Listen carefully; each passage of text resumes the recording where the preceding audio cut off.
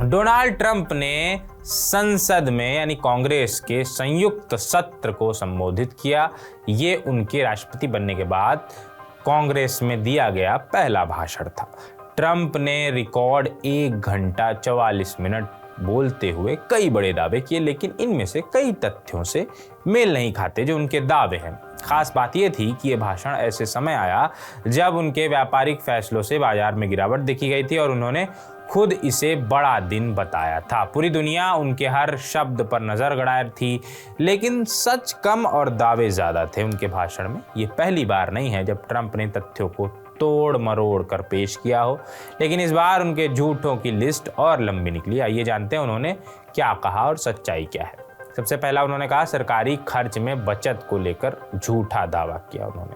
Trump का क्या दावा है? उन्होंने कहा कि डिपार्टमेंट ऑफ गवर्नमेंट एफिशिएंसी यानी डॉज, जो एलन मस्क की अगुवाई में काम कर रहा है, ने सैकड़ों अरबों डॉलर की बचत की है। सच्चाई क्या है?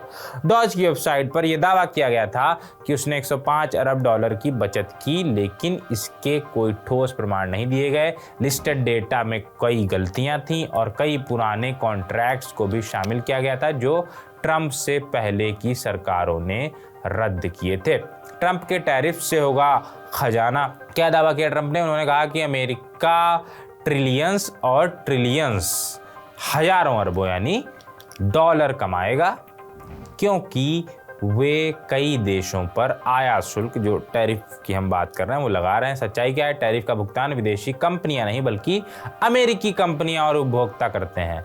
पहले भी ऐसे उदाहरण देखे गए हैं जब इन टैरिफ्स की वजह से अमेरिका में सामान महंगे हुए हैं। अवैध बॉर्डर क्रॉसिंग पर झूठ। ट्रंप ने दावा किया कि जब से वो दोबारा अमेरिकी राष्ट्रपति बने हैं तब से अब तक की सबसे कम अवैध बॉर्डर क्रॉसिंग हुई है, बल्कि CNN की एक खबर के मुताबिक ये झूठ है। अगर वो ये कहते हैं कि फरवरी में बॉर्डर पर गिरफ्तारियों की संख्या कुछ दशकों में सबसे कम रही, तो ये आंशिक रूप से सही होता। उनके सोशल मीडिया पोस्ट के मुताबिक ये संख्या 8,326 थी, मगर ये अब तक की सबसे कम संख्या नहीं है। 1960 के दशक में इससे भी कम अवैध घुसपैठ दर्ज की गई थी। मानसिक रोगियों को अमेरिका भेजने का दावा। ट्रंप का दावा, उन्होंने कहा कि दूसरे देश अपने मानसिक रोगियों और पागलखानों के मरीजों को अमेरिका भेज रहे हैं।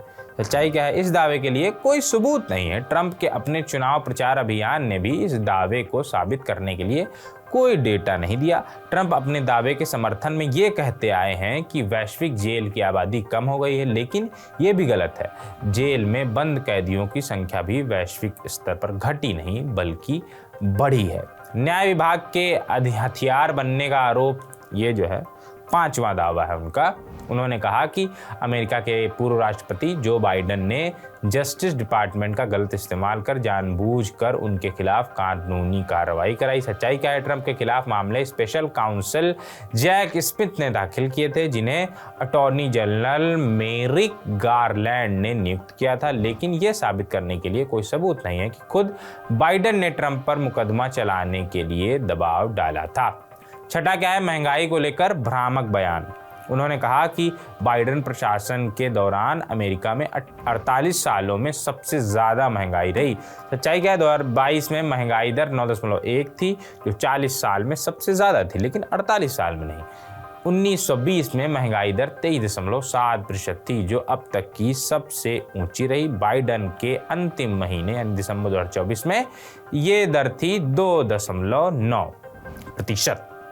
7वां क्या झूठ जो उन्होंने दावा किया, क्या उसकी सच्चाई है? 2 करोड़ 10 लाख अवैध अप्रवासियों का उन्होंने दावा किया है।